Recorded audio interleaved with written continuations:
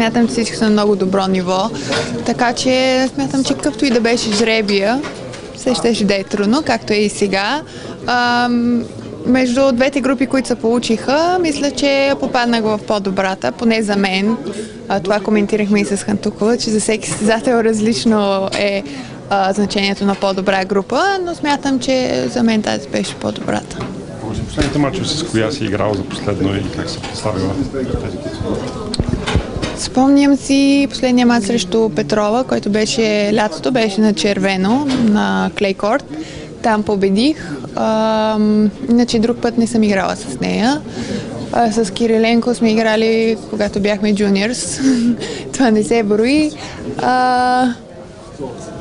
С Шие също само сме тренирали. Не съм играла с нея официален матч. Очакваш ли наистина да залата да бъде пълна за твоите матчове? Ще бъде ли важно това за теб? Разбира се, много се надявам да е така, защото смятам, че това събитие ще бъде едно много забавно и определено за мен ще бъде помощ, ако има повече хора. Така атмосферата е съвсем различна. Така че да. Вчера се разходеше в мола, хората за тебе се усмихваха. Как доставяш това удоволствие на хората да се усмихват? Как го прави? Кога си я видяла в мола?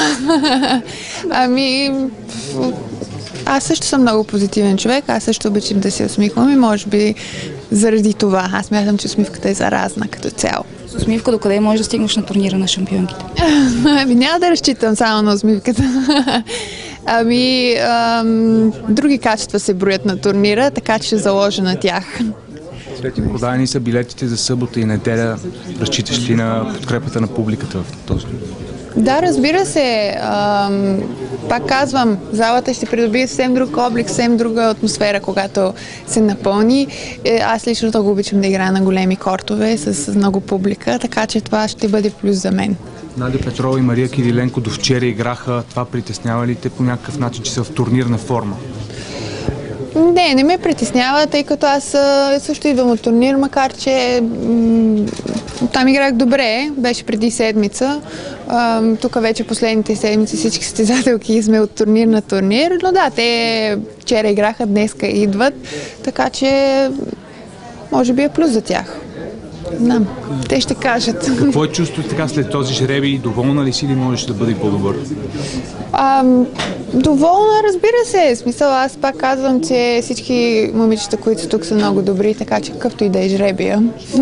Та общо взето е едно и също. Мотивирана ли си за титла? Готова ли си за неделя? Определено съм мотивирана за титла. Още е рано да се говори. Смятам, че съм в добра форма. Ще видим какво ще стане.